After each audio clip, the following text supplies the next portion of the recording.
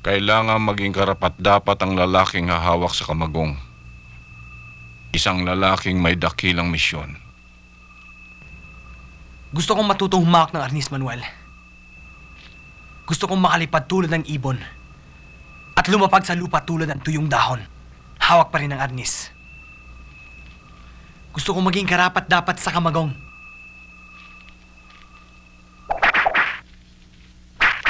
Redonda.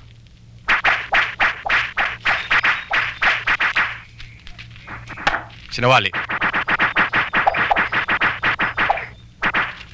Abanico. Ibanda. Rompida. Songkiti.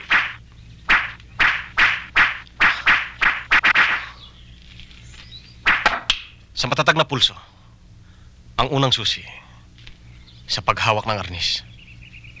Tulad na isang mabangis na hayop na dapat paamuhin. Lumalangit-ngit ito at nangangalit sa biyasang kamay. Ito'y sandatang handang pumatay. Handa ka na ba? Oo. Paamuhin mo ang arnis.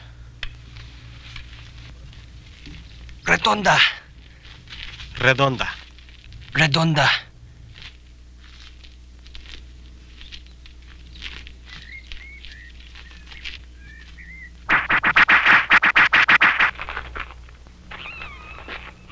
Manuel, yung dati, rumpida.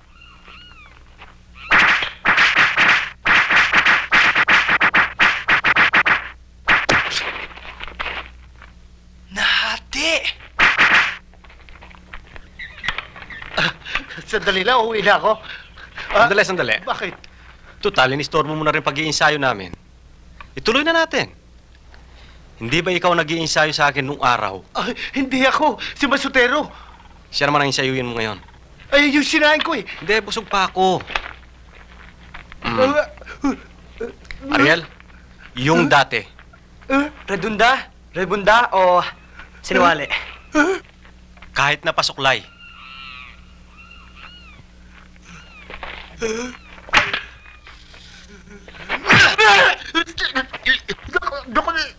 Ang ilong ko yata, natanggal ang ilong ko. Ang ilong ko. Bumalik? Oo, bobo. Ulitin po natin. Ang ilong ko yata, nawala eh. Ulitin natin po. Saka nakalawag niya. Bayan mo na yung alamat na yan. Ipakita mo ang iyong bilis, Ariel. Salagyan mo ang mga butil ng mais.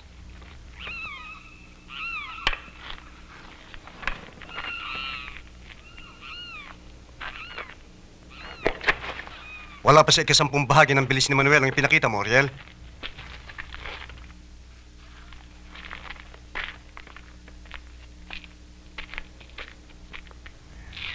Ipakita mo kay Ariel ang katotohanan ng aking sinabi.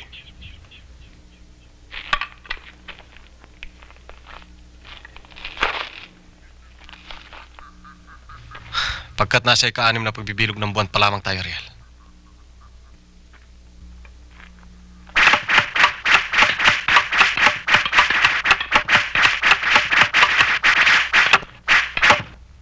Malakas na ang loob mo, Ariel, at maliksi ka na.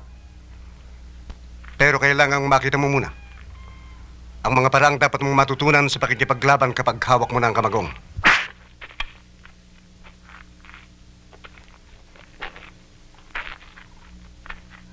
Ariel, madalas mong marinig na isang mandirigma ng arnis ay kailangan lumipad ng tulad ng isang ibon at lumubag sa lupang tulad ng tuyong dahon. Masasaksihan mo ngayon.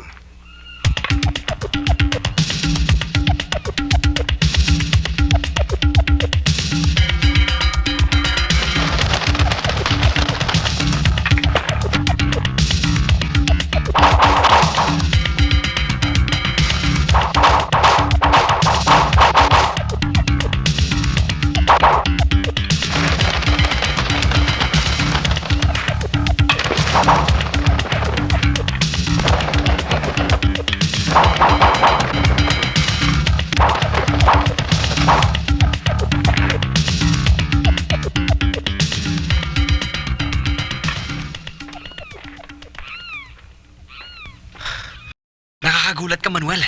Magagawa mo yon kung pag-aaralan mo. Tandaan mo, Ariel, 2 pagbibilog na lamang ng buwan ang iyong ipaghihintay.